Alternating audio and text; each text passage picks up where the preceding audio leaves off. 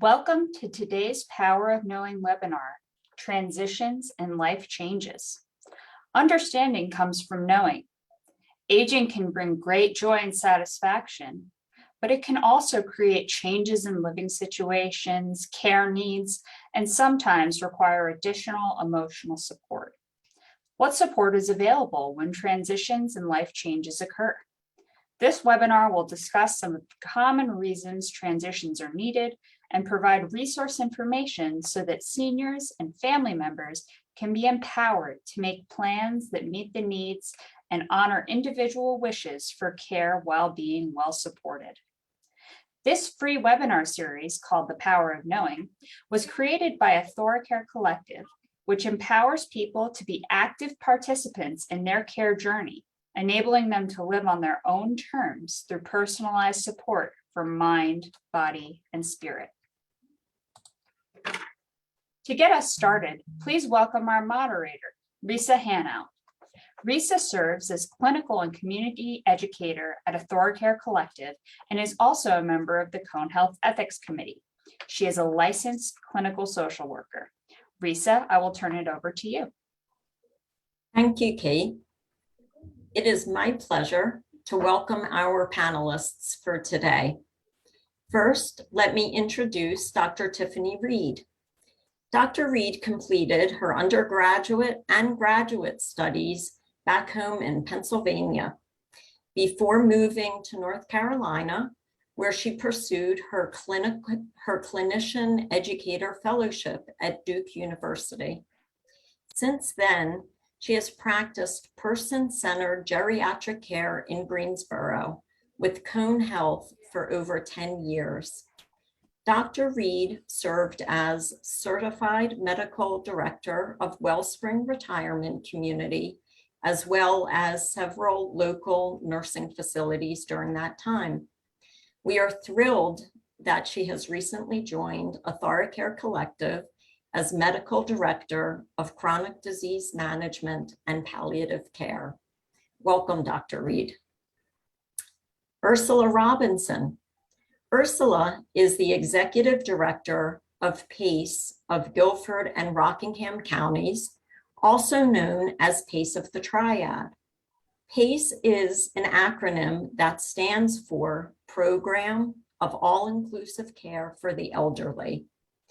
Ursula served on the Planning Committee to evaluate the feasibility of the PACE model in Greensboro and was hired as the first executive director in 2010. Under Ursula's leadership, PACE has now grown to be the third largest PACE program in North Carolina. And PACE of the Triad is the first PACE program in North Carolina to provide an alternative care setting to serve rural participants. And Lindley San George. Lindley is a licensed clinical social worker. She has worked at AuthoriCare Collective as a medical social worker in long-term care for 3 years. And in the past year, Lindley has started a new role as the Transitions and Life Changes Counselor at Wellspring Community through a partnership with AuthoriCare Collective. In this new role, Lindley has had the opportunity to work with a team to build the program from the ground up. Currently, Lindley meets with residents using a person-centered therapy approach, which guides her practice. This focuses on creating space where residents can feel safe to openly share their thoughts and feelings. She assists residents to give voice to their concerns and challenges while collaboratively setting goals and using strengths and skills that they already possess. Welcome to all of our panelists, and thank you for being with us today. We would also like to know some about you who are joining us on this call. The best way we can do that is to make use of a polling question. We would love to know about our participants. This is an anonymous and it's also multiple choice question. Who is joining us today? Please choose all that apply to you: patient, caregiver, advocate, healthcare professional, human services professional, spiritual guide. I can imagine many people might be checking many or even all of those boxes, because we know that the reality is many of us serve multiple roles at the same time. And we want to know about that, and we want to know about you. So thank you for taking a moment and checking all that apply to you. When we look at the results, not surprisingly, we have a pretty good distribution of our patients and our caregiver and our advocate population. We also have a number of healthcare professionals and human services professionals, and also spiritual care guides. Thank you each for joining us, and we hope that you will find this conversation not only to be meaningful, but also very useful. If you have a question at any time during the webinar, please make use of the Q&A area on the Zoom screen. You can enter a question, and we will do our best to answer that during our webinar. I also want to mention, because we are going to be talking about some resources, that you will be receiving an email tomorrow. And that email is going to have a recording of today's webinar, but also a listing of the resources with available links. So please don't feel that you need to take notes during our conversation today, and really be able to focus on our conversation.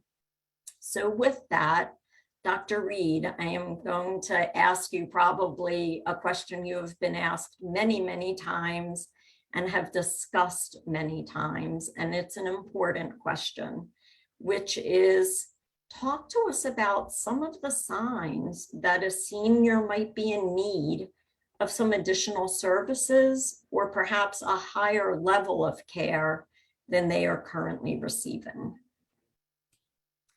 Thank you, Risa. So I was thinking, on this topic, it's probably the easiest to break this down into physical, cognitive, and emotional changes, and really look into some of those. Of course, I could talk about this all day, so I've tried to narrow it down to just a few really important ones to discuss today. So starting with, and not surprising probably to many, is falls. So many times we'll see older adults starting to fall at home. And this could be related to orthopedic conditions like worsening arthritis, tendinitis, things like that. But sometimes even more underlying conditions are going on that need medical evaluation. So these may be things like, is this really a fall, or are we actually having an episode of passing out or syncope, in which case we need to determine if there's an underlying heart problem, even that could be quite serious. I've also come across frequently in geriatric care, problems with medications, and the medications can contribute, of course, to the falling, and many other cognitive issues as well. So we look into polypharmacy, and as an example, at one time I've run into a case where a family member actually brought me an entire box of medications, and numerous different doses of these same drugs were in this box. Quite scary. And it took a long time for us in the rehab center to sort out exactly what the individual was really taking versus what they weren't. And it turns out they were actually taking multiple different doses of some of the same medications. So that was certainly a sign that they needed some assistance with managing their medicines, and possibly even a move at that point. So, and certain medicines can increase the risk of fall as well. We think about some classes of medications that the healthcare professionals on the call are probably familiar. That benzodiazepines like Xanax, Ativan can increase the risk of folks falling.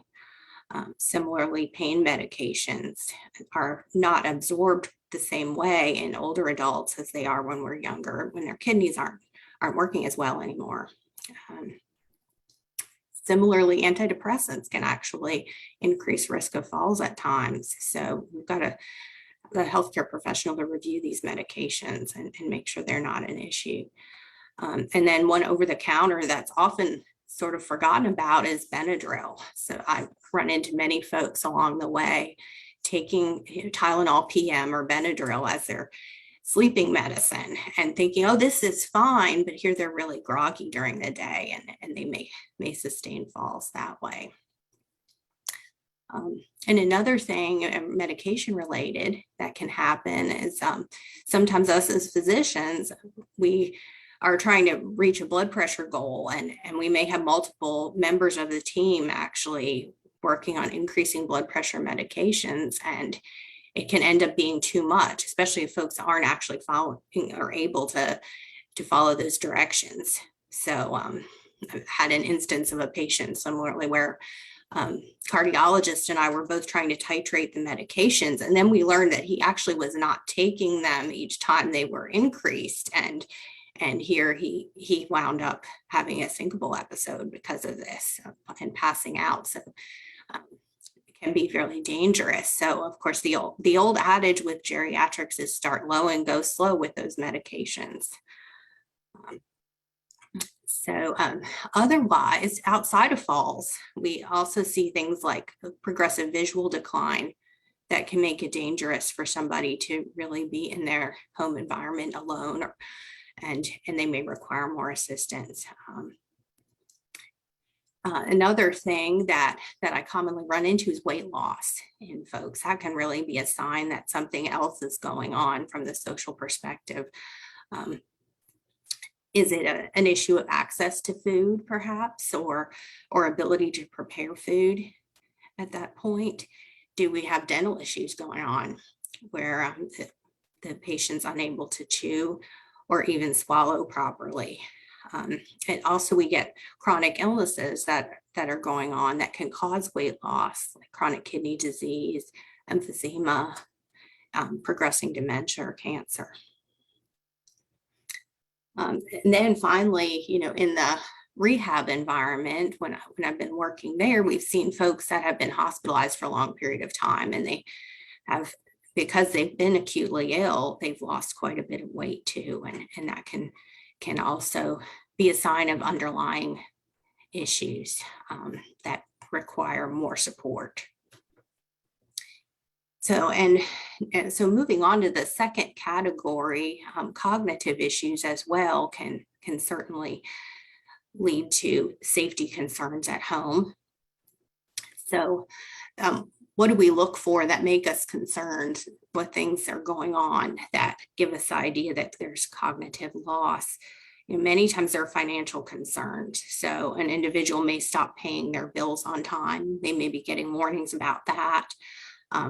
They could get caught up in fraudulent scams and donate large sums of money. And also they may be paying their bills more than once. And they also might miss appointments. So coming in to see their physician, whether it could be hair appointments, simple things like that. But these are things to look for. Also, we may have driving concerns like car accidents, just issues when driving. Seems like we're not responding quickly enough, and it can be really dangerous. So we may need further evaluation in the community to determine if if they're still safe to be doing that. And then just one other final cognitive thing is I always like to evaluate if someone's able to access emergency services when they're at home. Do they know to call 911 or to press their life alert button, or do they not know what to do there?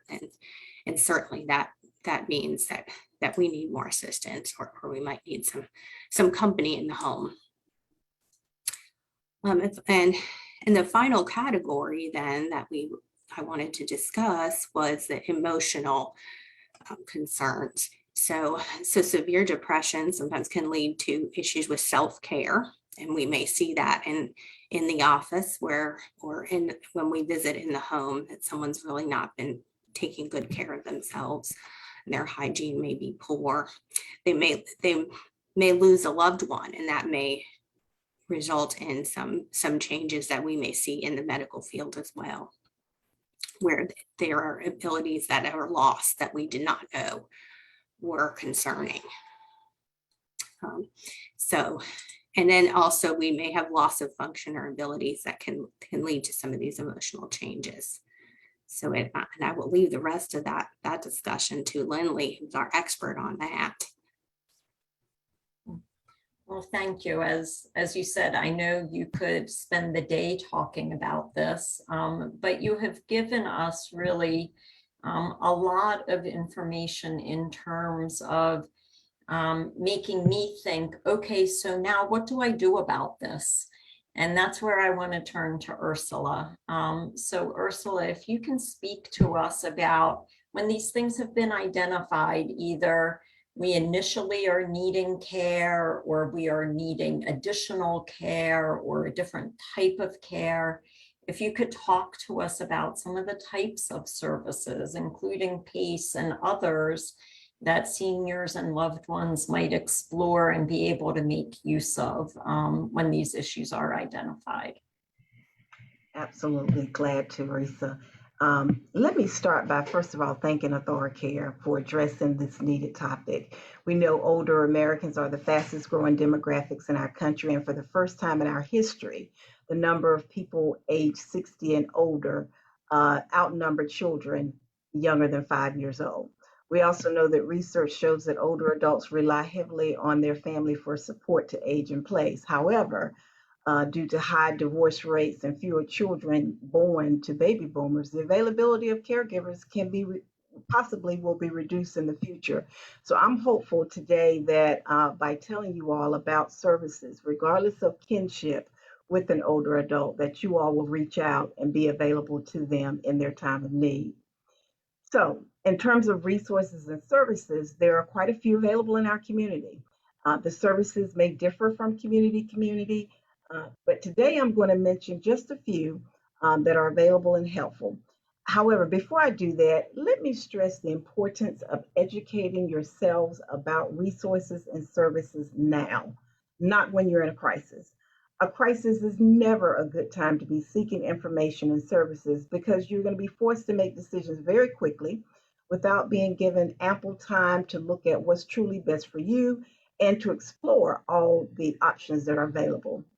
Before a crisis, it's also a good time to educate yourself about advance directives, living wills, and healthcare power of attorneys. Believe me, not only in my family, but I've also witnessed it in hundreds of families throughout my career, how they are literally destroyed as a result of people not executing advance directives or at least making their wishes known. So let's talk about these resources and services. Think about it in terms of when the diagnosis is early on, early dementia diagnosis or heart disease or lung or some of those other chronic illnesses that now is the time for you to start looking at resources and services for an older adult or for yourself, as a matter of fact. So the resources I'm going to suggest that you investigate are not in any particular order or priority. They are just things that came to mind. So please keep that in mind as you decide which resource you want to start with first. The first one I have on my list is our local area agency on aging. And for Greensboro or in our area and other areas surrounding, it is located within the Piedmont Council of Governments. So you won't necessarily find it under area agency on aging. You'll need to look at Piedmont Council of Governments. And they have wonderful guides, not only about community-based services, but also about institutional settings. And the next one I would highly recommend is the AARP. It's a great place to start looking for information and education. And then with the internet, obviously we can't go wrong by Googling disease-specific organizations like the Alzheimer's Association to see what services and resources that particular group has available. Your local Department of Health and Human Services, which includes Department of Social Services and the Health Department.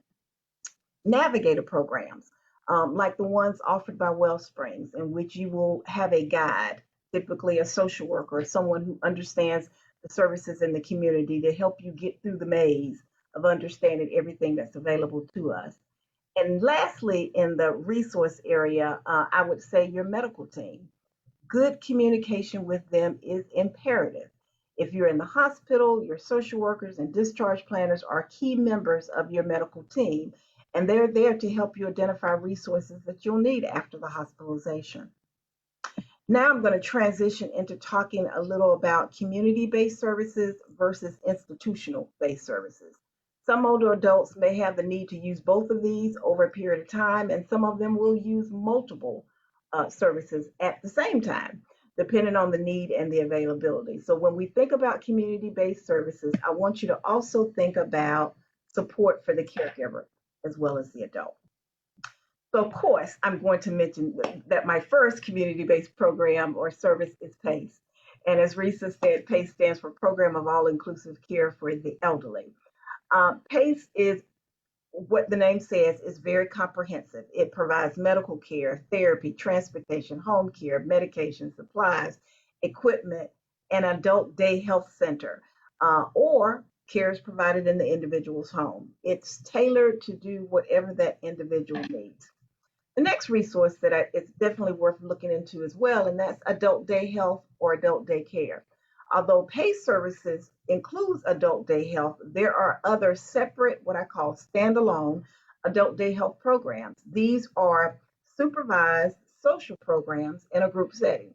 They are designed for older adults who are dealing with cognitive or physical impairments, and the whole goal is to promote social, physical, and emotional well-being through a variety of activities that are done at the day center in a group setting.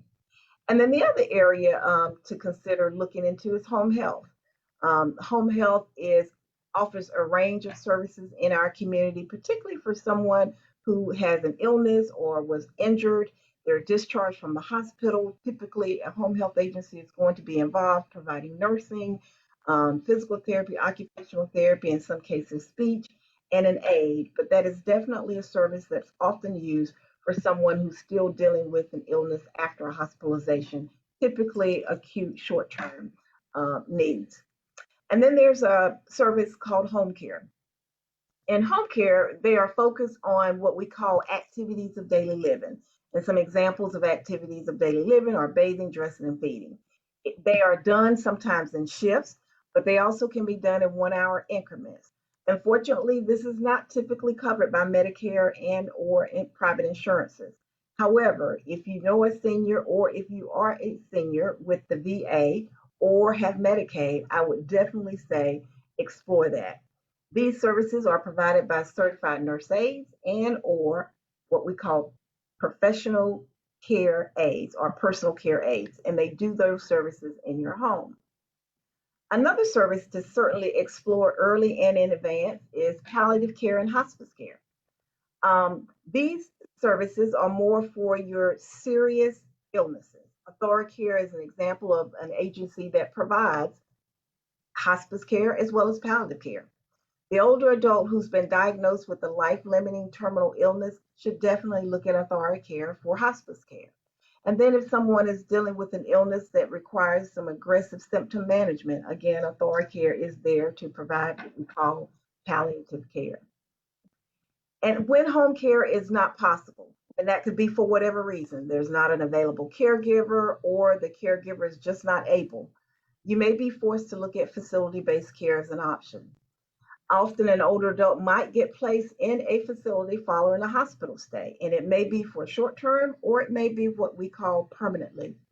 It is very, very important to work closely with your hospital discharge planners and social workers to ensure that you and your loved ones' wishes are known in terms of the type of setting that they would best adjust to. Due to the need, however, bed availability and payment for these nursing homes, you might not get your first choice. And so you need to understand that going into this, that your first choice just may not be your option at the time that you're needed. Some people have chosen to go the route of what we call continuing care retirement communities or which are facilities that offer multiple levels of care, so that an older adult does not have to discharge from one level of care into another facility. In a continuing care retirement community, all the level of services are there for you. So, Risa, I think that's pretty much the bulk of them. We're going to have some resources, I believe, listed, and so people can go straight to those and explore them even more. That was fabulous. I think the weaving of the reality of home-based and facility and is a good way to frame it. And as a reminder, anybody who has questions, please put them into the Q&A. You can see we have wonderful panelists able to answer questions that you might have. And to add to our conversation, so Lindley, we have been talking about changes and the need for care and making arrangements and preparing ourselves. And we know that all of that is important. And we also know that coping becomes an issue. And thinking about coping for the senior and coping for the loved ones. And those who are involved in the care. And I wonder if you can tell us about some ways that seniors and their loved ones, their caregivers, can not only feel supported, but get support during this time. Absolutely. Thank you, Risa. I think foremost is finding connection, building that support system for all involved, because it is a difficult journey, and especially to do it alone. And Ursula gave so many great resources that are out there for that. And then I would say seeking support, finding people that are going through similar situations that you trust or have gone through something like that as a caregiver. I think that is really important. And at the same time, it's important to know your limits and set boundaries, because it is so much emotional exhaustion with caregiving. And in that piece, you need to learn how to say no, that no is a complete sentence, and give yourself permission at times. And finding that support too for your loved one, and just figuring all that out can be challenging, but it's worth it. And I think also education, we talked a little bit about that before, but educating yourself on the disease process, navigating a conversation with your loved one about it, and you might need some assistance with that. But I think even though it could be scary what the future holds, it is really helpful to know, to learn more about the arc of the disease, so that like Ursula and Dr. Reed have both said, that in the beginning, if you get as much information as you can in the beginning of the disease process, you can better prepare and plan for what lies ahead in the future. And again, utilize those resources. There's just so many great ones out there. And then I would say outlets and self-care is huge. There's so much that we cannot control. And so figuring out what brings us joy and making a plan, writing it down, even if it's, I'm going to go on a walk on Wednesday, makes it more likely that we're going to do it. But I think something to get you out of the routine of the everyday is helpful. So going on a walk, going to the ice cream store with your dog, I don't know, just anything that kind of brings you a little bit of joy and gets you out of that. And then finding ways that you can connect with your loved one, meaningful ways, no matter what the disease process is. It could be looking at a family photo album and reminiscing about some of the photos and the pictures and the times, and just trying to be present in the moment. And sometimes it is moment by moment. And then incorporating healthy practices for both the caregiver and the loved one is so important. We know, we hear it all the time, but it's just actually hearing it and doing it is sometimes hard, but just a reminder to exercise, to breathe, utilizing breathing techniques, meditation, mindfulness, utilizing a faith practice if that's important to you. And sometimes it takes some creativity. I once had a client that wanted to put into practice a gratitude practice, but did not like to journal or write, but still wanted to do that. The client loved to take pictures. So what we decided was, well, let's try the gratitude process with taking pictures. So the client ended up every day taking a moment on a walk and seeing something beautiful and taking a picture, that one picture every day, so they could go back and look and see. And that ended up being a really meaningful and fulfilling intervention. So like I said, sometimes you need to get creative. And then I would say seeking extra support and knowing when you need that for both the family, the caregiver, and the loved one. Find a licensed counselor and someone that has experience working with older adults. A counselor will be able to give you some tools and just apply appropriate interventions, yes, based on your goals, but just creating that space just to be able to give voice to how you're feeling and in a non-judgmental space is really, could be really healing. And then just knowing that mind-body connection, how it's just so connected, and we can get headaches and stomach aches and not really realize, gosh, I'm really stressed. And a counselor can help you start to recognize those feelings if we're not aware, and help you put in some interventions into place for that. And then lastly, I would say seek out a support group. We all have this negative tape that plays in our minds sometimes that, and if you're a caregiver, you might have automatic thoughts like, why does everybody else seem to have it all together? Why am I having such a hard time? I feel like I'm going crazy. I'm the only one with these feelings. If you are feeling those things, I would encourage you to seek out a caregiver support group, because if you're feeling that way, more than likely somebody else is as well. And I think it can be difficult to share. It is difficult to share in front of others, but it really is helpful. And I've seen it. I've seen people that are different come together in a space and it's very quiet. No one's talking. And then one person courageously chooses to be vulnerable. And you can feel the mood lighten. And then you can see the smiles of recognition in people's faces. And then you hear, oh my gosh, you too. I felt that way too. And that sigh of relief and the guilt and the anger and the sadness and all of that, you name it, whatever you're feeling, is normalized. And I just think there is healing in that kind of connection, and just knowing and remembering that we're not alone. Tremendous. So we are really putting all of those pieces together for the entire person, and also those who are around them.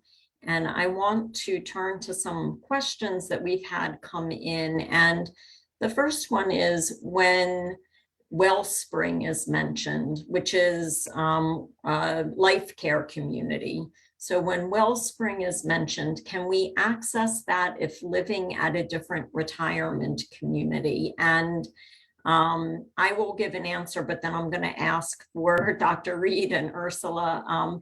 Wellspring in particular is an organization that both has the on-site living, but then also has services that go outside of the residential setting. And so am I correct, Ursula, to say Wellspring in particular is an organization that has resources like a navigator, like adult daycare, and other opportunities that if you were a resident in another facility or at home, you might still benefit from Wellspring Solutions, I think is the name of that they use for those services.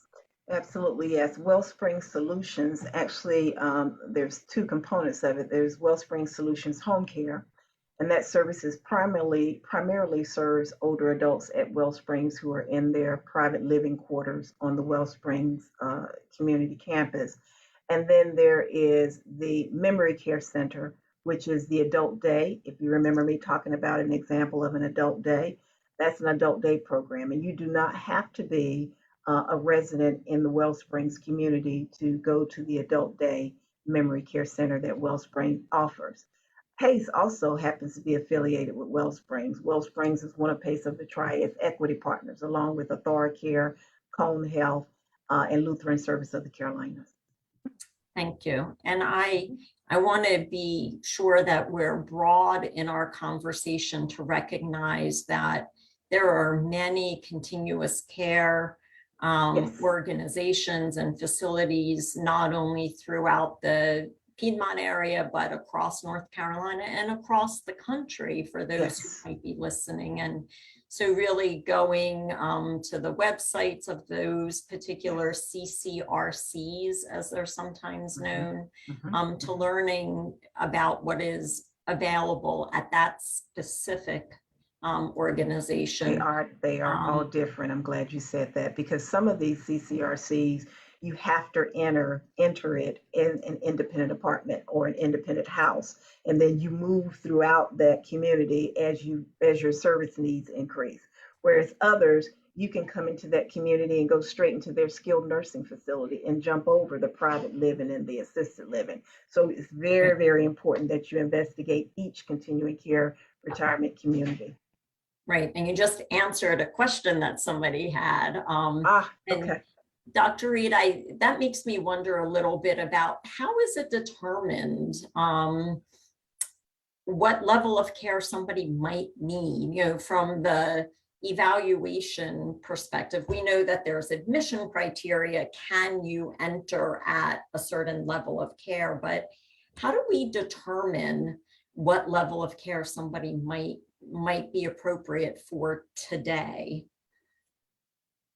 So many times, initially, when we evaluate someone for their level of care, this can be done, as a pre-admission, planned admission, or sometimes it's done if someone's had an acute event that's resulted in a rehab stay, and they might be evaluated during that time to determine where they should stay in the long term.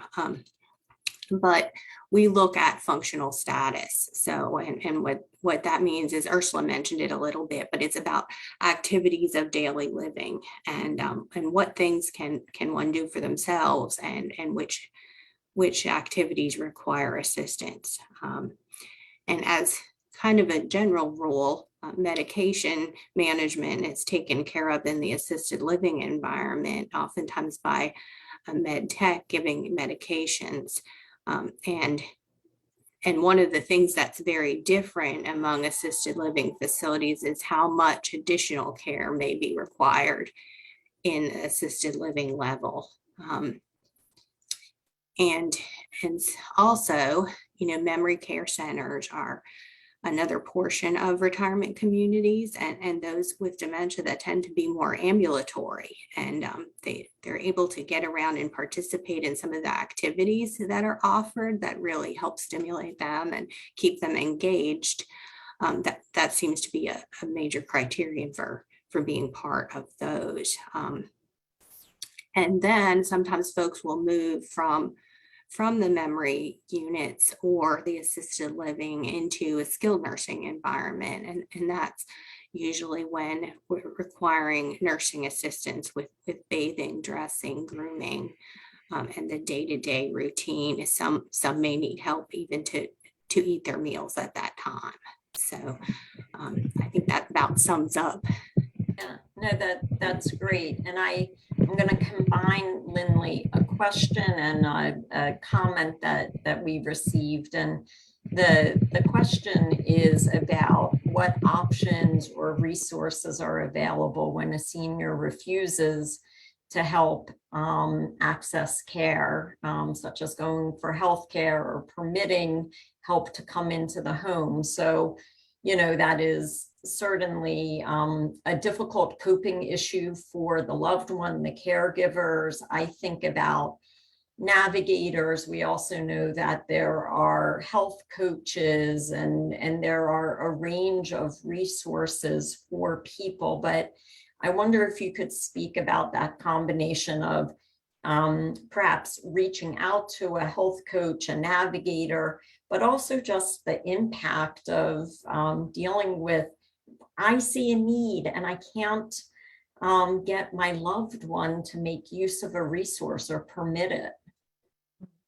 That is definitely difficult and common as well. I think that you can't really force anybody to get the help. They need to, they have that decision for themselves. They still have that control to make that decision if they're fully capable. And I would say, as a counselor, finding out what's behind that decision, what's behind that reason of not wanting to seek that care.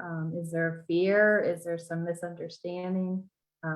What is going on? Is it just that they don't know enough about it? And just giving, sometimes we feel unsure of things and not confident about things because we don't know what is going on or what the answers are. So giving as much information and just kind of listening and figuring out the why behind it. And sometimes that's all it takes is that communication and communicating with the caregiver as well and trying to get on that same page, I think is important. And Ursula, I'm wondering, sort of to tag onto that, the reality that if a senior isn't receptive, as a caregiver, a family member, I can still seek out some resources independently, whether that's educating myself. And I know that there are resources that some you've already mentioned, but sort of validating that reality that I can still seek something out as a caregiver or a loved one. Absolutely, absolutely. All of my entire career has been working with older adults. And one thing I can say, that population is fiercely independent. And so I am not at all surprised when caregivers struggle to get older adults to accept services or resources. They are like us, non-older adults. We want to be independent. We want to control our lives. We don't want anyone telling us what to do. But what I've also found with older adults is they don't want to be a burden to their loved ones. And so they're going to do whatever they can to, one, remain in their home. They want to age in place. Most older adults want to stay in their homes and their communities. And so as a caregiver, I would advise to do everything that you can to support that effort. And only when it's at the point where, things are no longer safe to do so, that you look at resources outside of the home or look at ways in which they may need to find alternatives. Again, they may go kicking and screaming. And I would advise, if at all possible, to avoid that by supporting, because there are so many services in our community that we can utilize to help people stay in their homes as long as they're able to do so safely. Right. And Dr. Reed, I want to circle back. Ursula mentioned earlier on the importance of advanced care planning. And one thing that comes to mind when we think about the importance of having a living will, but also a healthcare power of attorney.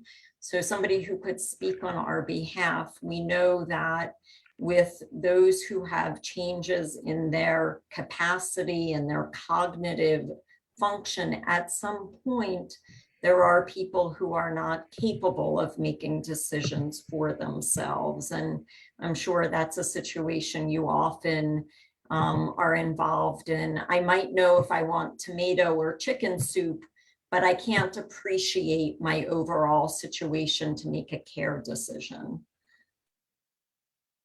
Yes, and those are oftentimes when we involve the elder law firms who can help as well with determining this. And folks do require 2 evaluations medically to determine whether or not they can make those decisions safely and appropriately for themselves. And a lot of times that'll be a psychiatrist and a geriatrician or a primary care physician to help with that. And that's why it's so important to get involved early and try to get those documents completed so that we don't wind up in those predicaments in the end.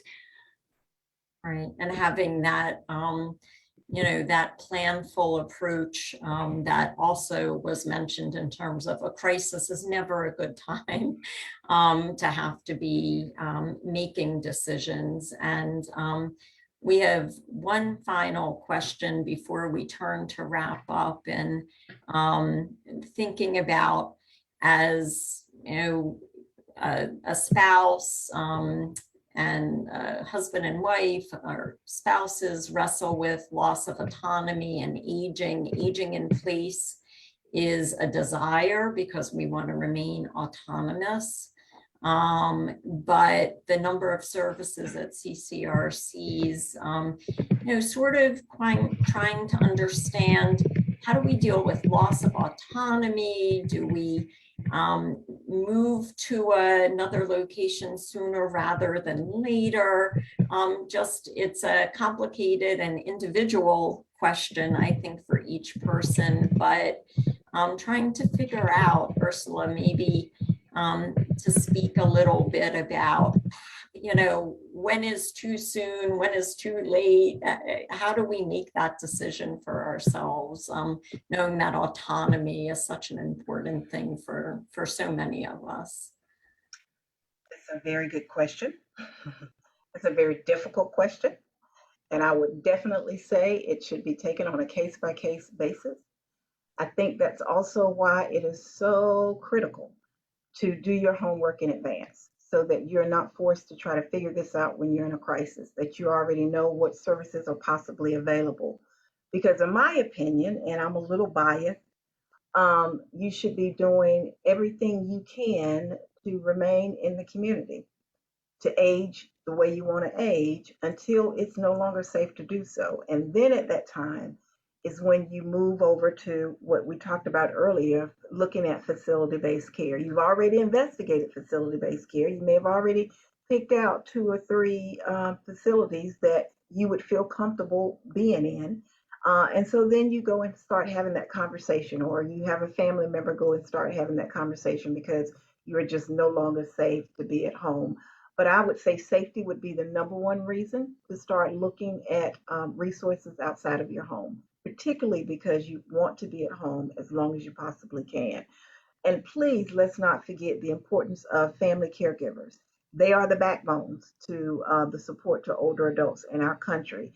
And so they should be looked at as a valuable resource as well. I didn't mention them, well, I talked about them, but didn't mention them as a resource or as a service, but absolutely they are. So if I was an older adult, I'm going to be talking with my family members to say, these are the things that I feel like I need some assistance with. Can you help in any way? And if they can, great. And if they can't, then I've already educated myself about those things that are available in the community. But then I'm also going to want to, because I know how older adults think, and I'm very close to the age, by the way, they're going to want to not be a burden to their family members. So even though they're asking family members for certain things or seeing if they are available, I'm going to still research the community so that I'm not putting any unnecessary stress on my caregivers, because I want to see what other services can be provided by the community before I have my loved ones involved. Great, thank you. And as you said, there is not one guide that fits everybody. Not at all. Thank you for that. I'm looking at the time and it has just sped by, but I want to take a moment to go back around to each one of our panelists and maybe give us a takeaway. If there's one thing that we should all remember as we leave this space this afternoon, and Lindley, coming from that counseling, that self-care perspective, what would you share and offer? I would say that we are all our own worst critic.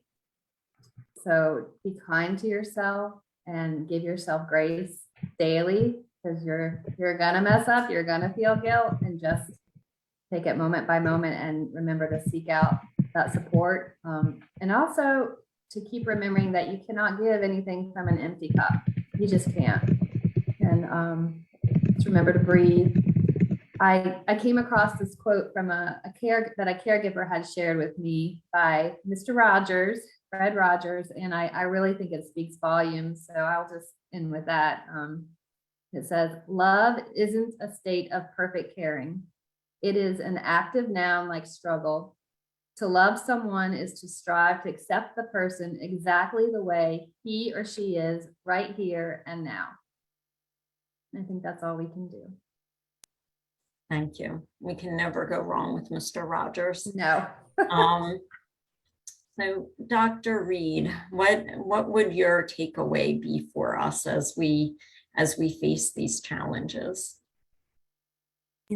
Well, what I've been known to tell residents and patients over the years is, and this may sound actually a little bit redundant with what Ursula's been saying, but to really plan ahead and look at the resources before it becomes an emergency situation. And certainly then, in terms of my portion of the presentation, looking at if you see these physical, cognitive, or emotional changes, then certainly it's time to look into some of these resources that Ursula mentioned and also get medical evaluation. And can you just clarify for us, I as a caregiver have the right or the ability to reach out to my loved one's physician, even if I am not formally, am I able to just say, I just want you to know? I get asked that a lot, can I just call my doctor's office and let them know this is a concern that I have? So that is possible. And a lot of times we will ask, hey, do we have you on file? So it's important to talk with your loved one that you're concerned about and be sure that they allow you to communicate with us. Right, because that communication is so important. It really is. Mm-hmm. So Ursula, give us parting thoughts and strength as we deal with these issues. Well, I'm glad you put an S on thoughts because you know me, I couldn't come up with just one, right? I know you very well, Ursula. So my first thought is May is Older Americans Month, for those that did not know that. And guess what the theme is? Age My Way. How wonderful. Age My Way. So what a perfect time to honor them for their significant impact that they've made to our country, for the contributions of their time, their wisdom, and resources to make our community stronger, more informed, and better connected. So thank you, older adults. And then finally, older adults deserve the highest respect we can give them. And if you were raised by grandparents like I was, or if you have been influenced by older adults, you have a great appreciation for the life skills and wisdom that they provide us. I have a friend named Odell Cleveland who, along with his siblings, wrote a book about their journey caring for their mother in the home. He also has a workbook that goes with it. But I was struck by the title of the book, and the title of the book is "It's My Turn Now." It's my turn now. It gives a very realistic picture of the issues that he and his family and his mother went through throughout the course of her illness. So I think my main takeaway today is that I hope everyone on the call today will identify an older adult, regardless of kinship, and that you will say to that older adult, "It's my turn now," and help them access the resources and services that they need. Thank you. Thank you.